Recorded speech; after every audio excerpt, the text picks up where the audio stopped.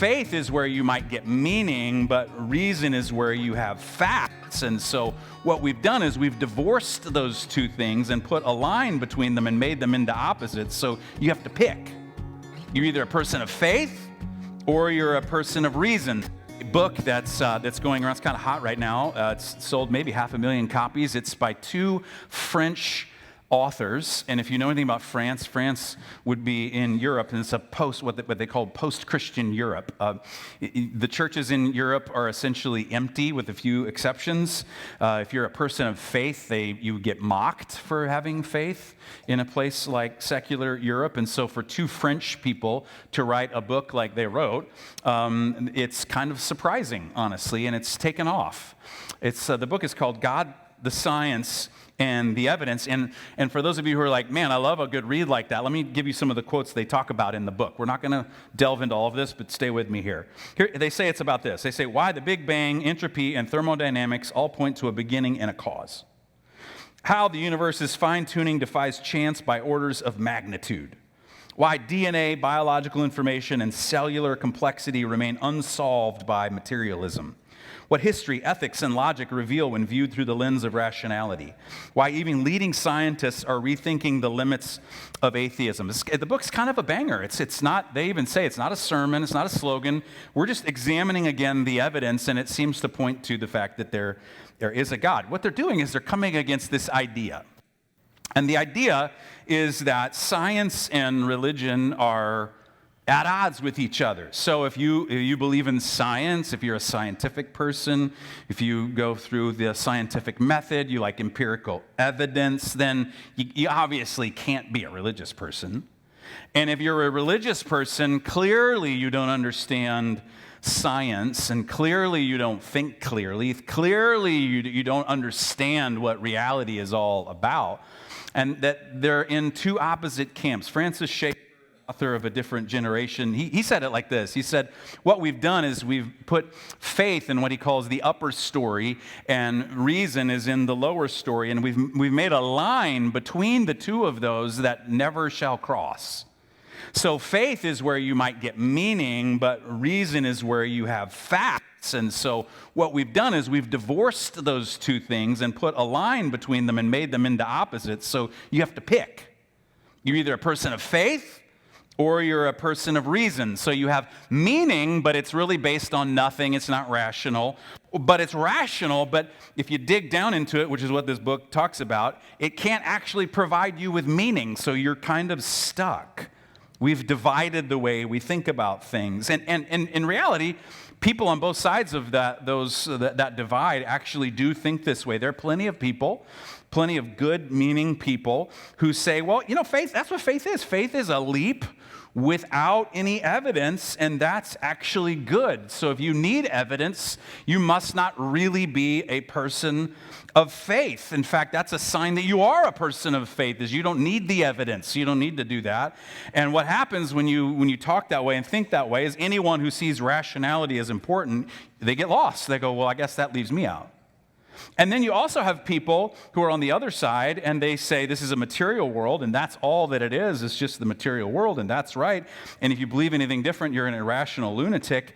But they lose the basis for having meaning and purpose in the first place. Talk about that in a second. So what this book does is it challenges that whole way of thinking and says, what if we could have both?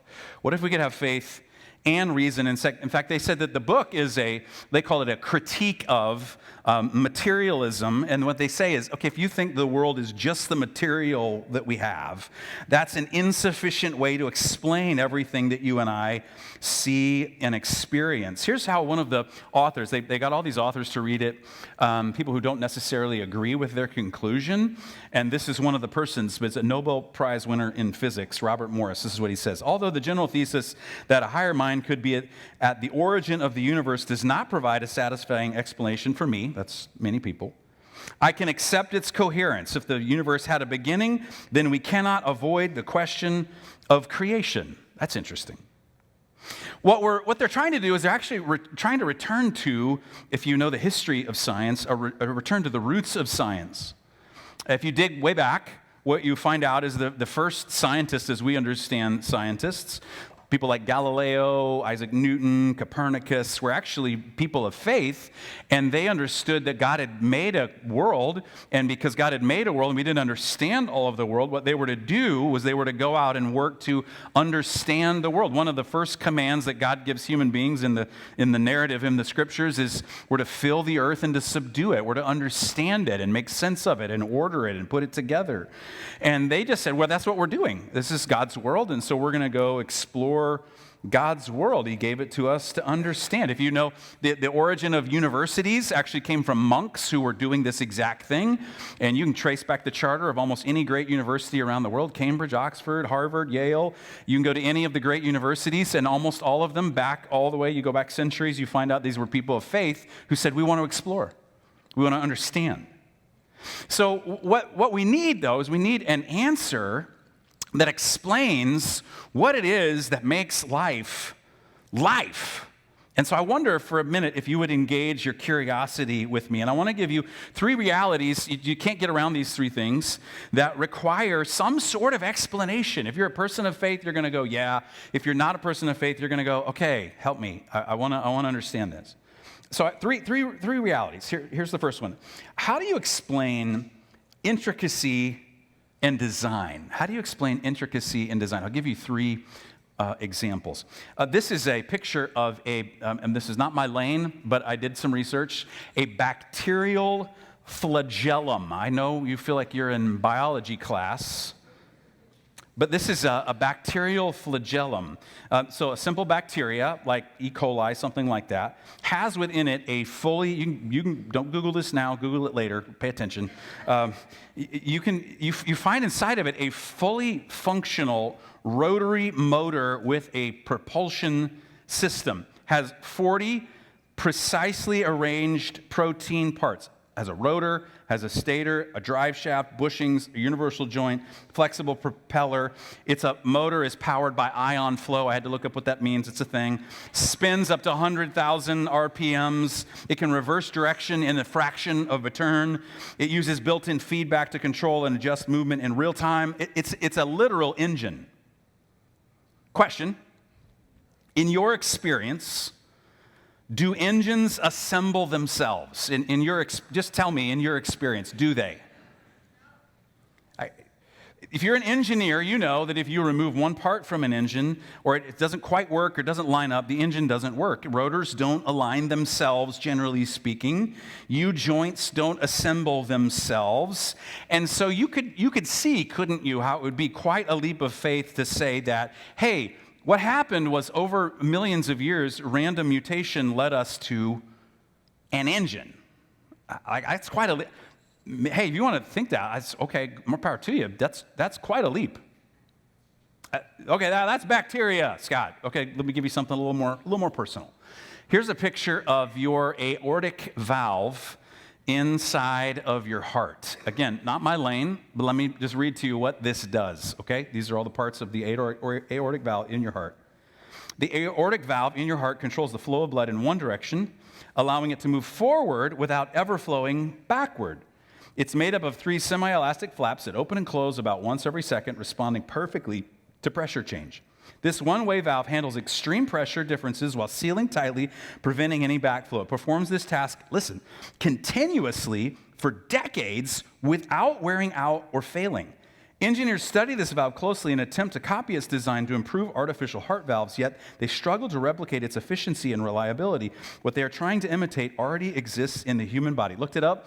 In an average lifetime, 70, 80 years, something like that, that heart of yours, that valve of yours will beat 3 billion times. Now, I understand some people, they need a replacement. I get it, right? But you know people, do you not, who've lived and not lived a long, full life, and that aortic valve has worked over 3 billion times. If you could sell me a brake pad that would press 3 billion times, I'm your guy. I'll pay triple the price for something that was designed that precisely. How do you explain this clearly designed feature of your own body?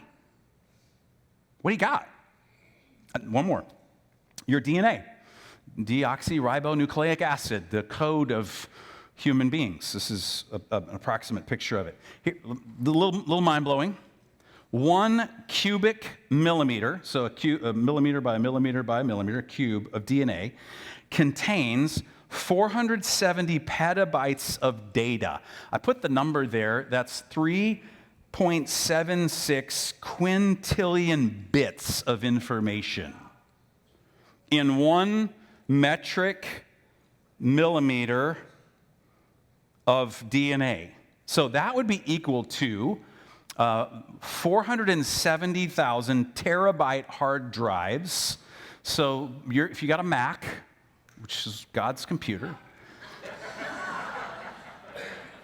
and you stack 470,000 of those Macs with the 1 terabyte hard drive inside of them on top of each other, that's half the distance of Mount Everest. How?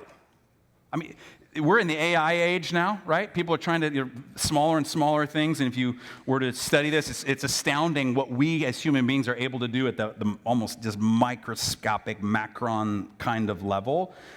But we have not been able to figure this out at this level. How do you explain this technological marvel that writes and rewrites the code for life itself that we, at least as human beings yet, have not been able to replicate? How do you explain that intricacy in design? What's the mechanism that you make sense of that by if you say nothing to do with faith?